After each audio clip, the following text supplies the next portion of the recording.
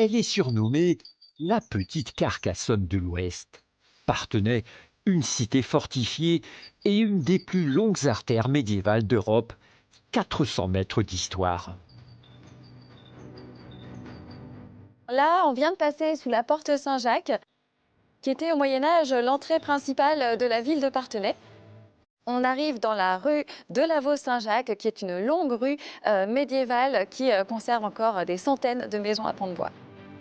C'était une rue très animée, commerçante. Il y avait des artisans qui travaillaient dans ces maisons à pans de bois. Ils avaient leur atelier et leur boutique au rez-de-chaussée.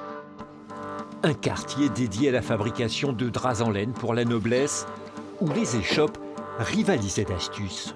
Ce volet-là se retrouvait ici, à l'horizontale, et on pouvait donc y disposer la marchandise qui était à vendre. Et puis par ailleurs, le volet supérieur, lui, permettait de protéger cette marchandise, par exemple, s'il y avait un peu de pluie. Comme un musée à ciel ouvert, la Vaux-Saint-Jacques raconte la vie d'autrefois. Ces petits puits étaient creusés à même la rue.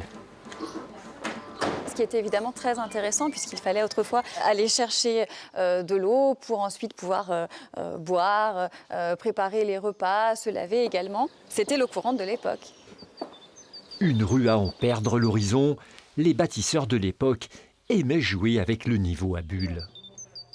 Ce qui est assez curieux sur cette maison, c'est le fait d'avoir le linteau de la porte qui est en biais, également ici cette poutre au-dessus de la fenêtre. Et je pense que c'était un moyen pour l'artisan qui travaillait ici d'attirer le regard. Pas de quoi décourager cet Anglais. Il y a 20 ans, il a posé ses valises ici. Un coup de foudre qu'il prend un malin plaisir à faire visiter aux passants. Ici, on a la salle à manger.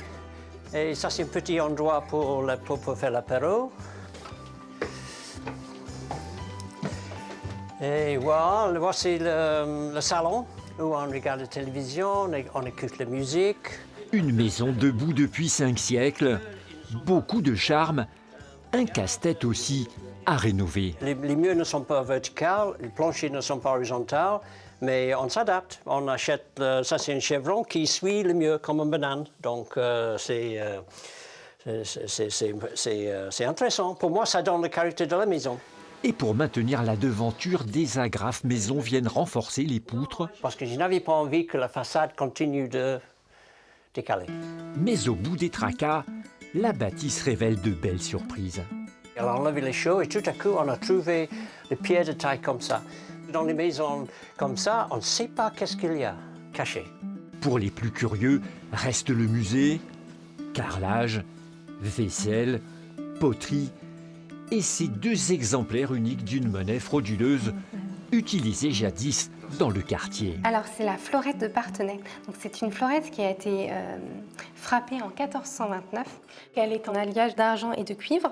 Elle est un témoin du conflit de la guerre de 100 ans puisqu'elle a lieu pendant cette période.